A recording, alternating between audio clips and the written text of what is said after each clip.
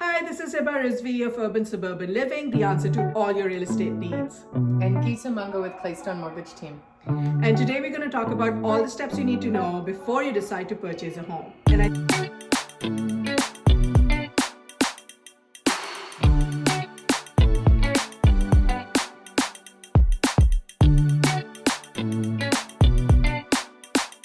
The first one, the most important one, is what is your budget? Yes, so sitting down and discuss and finding out what you're comfortable with paying in a mortgage.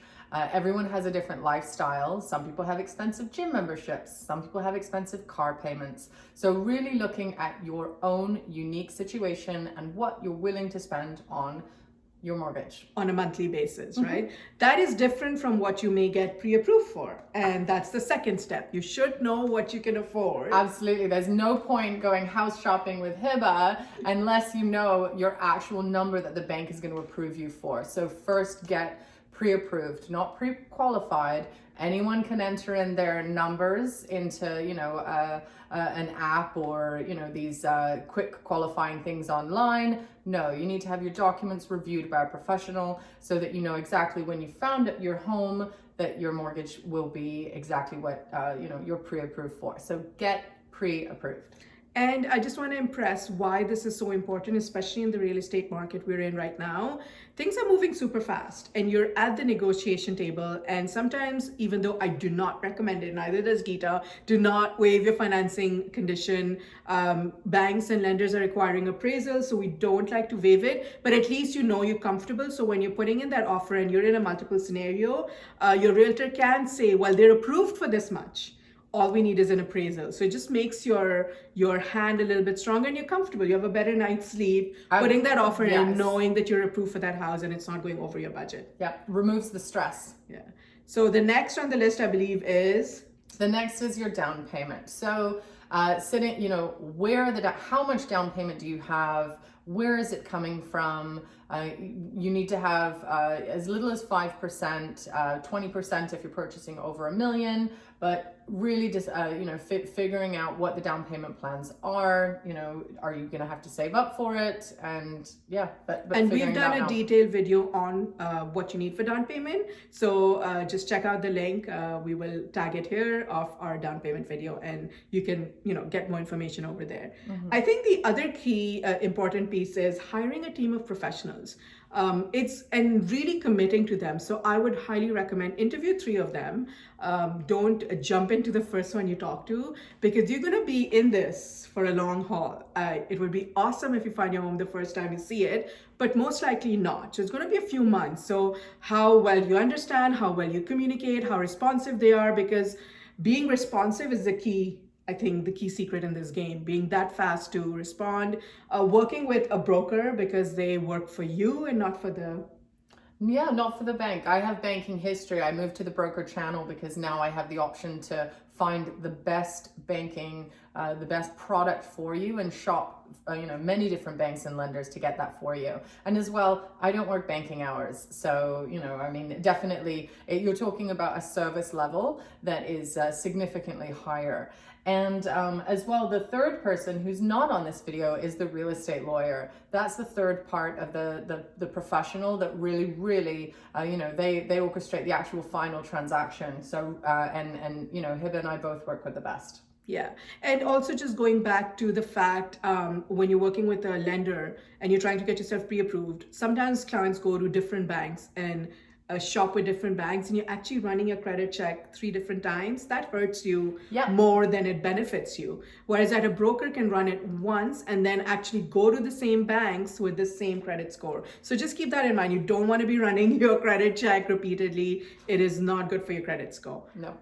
The other professionals who you would end up working with is an inspector, a good home inspector, a general contractor. You may need one, especially if you're looking at a fixer-upper or hoping to do a renovation, which is great these days. So yeah, those are definitely a team of professionals you want to have. just so that when you're looking at homes, there are times where I've gone in with clients and we've brought a pre-inspection done before putting an offer in, or we've gotten a general contractor to come in to see is it even possible to do all these renovations. So it's great to have a team of professionals. So what's on your list next? Next would be making sure that you have your list of wants versus needs. Yes, that's very important because we want everything, but do we need everything? And I think the key comes out to actually getting out and looking at homes. A lot of times I have clients who are just viewing things online, but they don't really come out and look at homes till they're ready. But sometimes it's actually better to start looking earlier so you understand floor plans, you understand neighborhoods, you understand proximity to, say, the GO station or the highway, you know the schools. So when the right house comes, you're not figuring that out. You already know this is the kind of house I want, this is what it's really worth. Because as much as we're there to educate you, some people actually like to understand the process. And my goal is always to kind of show homes and educate them through this process. So get out, understand what you really need. Try and go with things that are really important, like things that you cannot change, the structure of the house, the floor plan, the location. I mean, those are intangible assets. You can't change those. You can change flooring and paint and, you know. That's true. And maybe neighborhood is the most important thing. And then For sure. Working with a professional that is, a specialist in that area is also fantastic. Next thing is sitting down to write an offer. And that can be really nerve-wracking, especially when you're dealing with multiple offers and low inventory, which is the name of the game this year. We have had seriously low inventory, and the real estate market, believe it or not, hasn't softened. No. It's going crazy. So just be comfortable with your offer. Look at homes that are slightly under your budget, because when you're there and you're putting a multiple offer and you have a list price, you know you're going to go over. So be comfortable knowing I'm going to go over. If this is your dream home, of course, be realistic. You don't want to pay way over than market.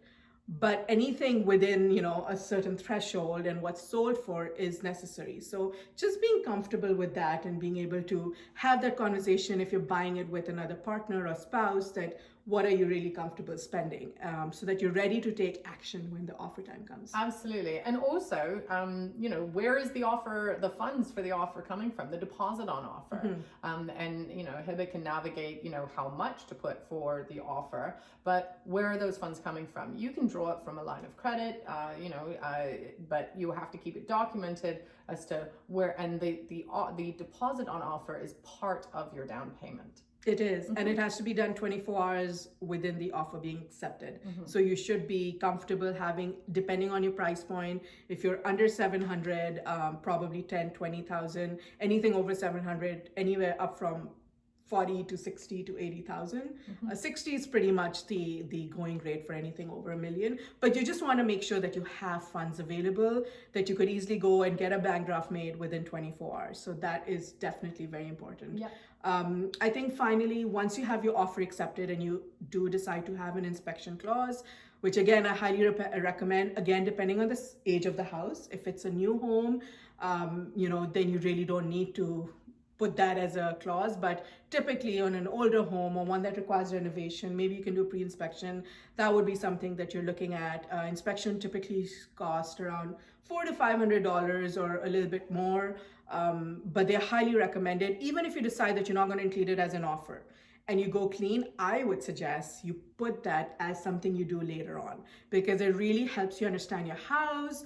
The inspector will go through everything that needs to be done on the house over a course of the next few years. So not something that's imperative, but maybe in 5 years, 6 years, 3 years. So it really makes you understand your house and every nook and cranny really well. And finally, I think we have closing costs.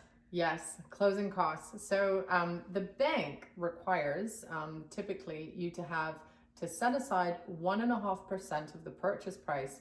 They need to see that you have that on top of your down payment for closing costs. But actual closing costs that you're physically going to pay for can range from anywhere up to 3% of the purchase price. And the closing costs, I can show you an illustrated estimate as to what that would be. There's some variables that we don't know about, what exactly the closing costs are. That's why it really is a range. You don't know how much property tax the previous owner has paid for, but closing costs When you're purchasing a home, you're talking about your lawyer's fees, and that can include title insurance, your land transfer tax, and that's just a percentage based on the purchase price of the home. If you're a first-time home buyer, you can have up to $4,000 immediately as a rebate. Yeah, rebated right off the bat, which is great.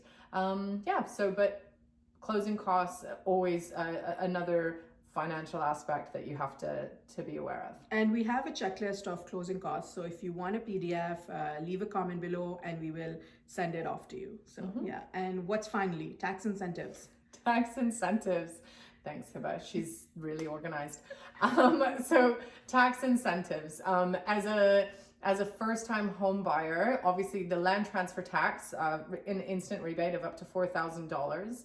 Then in the year that you've purchased your home, you can you have a credit of up to, they've increased it to $5,000 when you're buying the home, when you're doing your taxes that year, and that just covers, moving costs if you've moved for work or for school. So you've got your land transfer tax, you've got your tax when you're doing your taxes, that your credit when you're doing your taxes that year, and as well the home buyer's plan.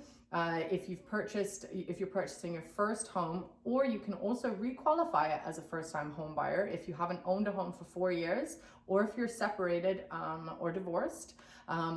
You can extract $35,000 from your RSPs, and you can use it as a down payment, tax-free.